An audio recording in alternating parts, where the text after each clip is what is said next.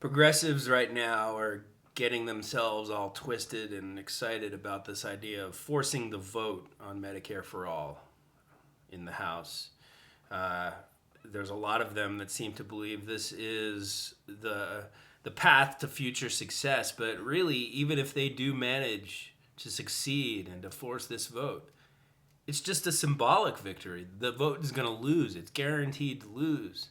And the big plan going forward from that, well, there is no big plan. It's just, hey, yeah, the vote's going to lose. We're going to have the information of who voted against it. We're going to use that to rally people together. We're going to punish the Dems that voted against it by primarying them. Well, good. Fucking primary them now. You already know which Democrats are against Medicare for all. You don't need to force the vote. Well, fine. Go ahead, force the vote. Go ahead and wrap yourselves up in this crusade over forcing the vote. Pretend that it's going to do something, because that's all it really is. It's a symbolic victory. And progressives are obsessed with these pointless symbolic victories that really, essentially, all they do is let progressives feel good about themselves because they're fighting for something. They're doing something. You're not doing shit, progressives. Again, progressives continue to be the backwards, clueless losers of the American political sphere.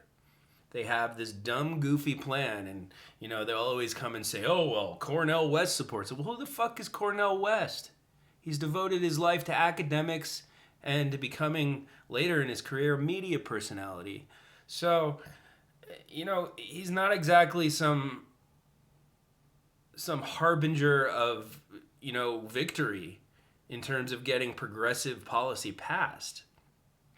Now, right now, Medicare for all is not nearly as popular an idea as these progressives seem to think it is. That's the first problem.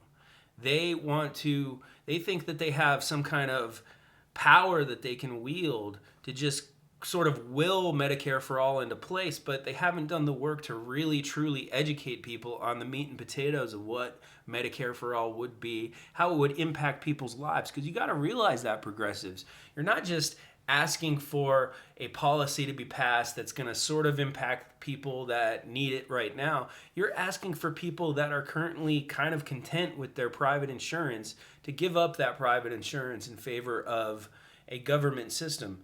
Americans have good reason to not really have a lot of faith or trust in what the government does. So how do you get past those objections? Progressives have no strategy and really no desire, it seems to me, to overcome objections. They just insult and offend people who don't already agree with them. And when it's over lame ass fucking bullshit like forcing the vote, are you serious? This is what you're going to be zealous over? You're going to become like a cult pushing for this idea of forcing the vote and insult and belittle and attack anyone who doesn't see the light of your silly little bullshit plan that even you admit won't work on the surface. There's some kind of nebulous string of events that's supposed to happen after the vote is forced and fails that's going to just kind of lead us to Medicare for all. No, it's not going to happen. These types of bullshit, online, circle jerk, feel good strategies don't accomplish shit. And the sooner most of you realize that, the better you'll be.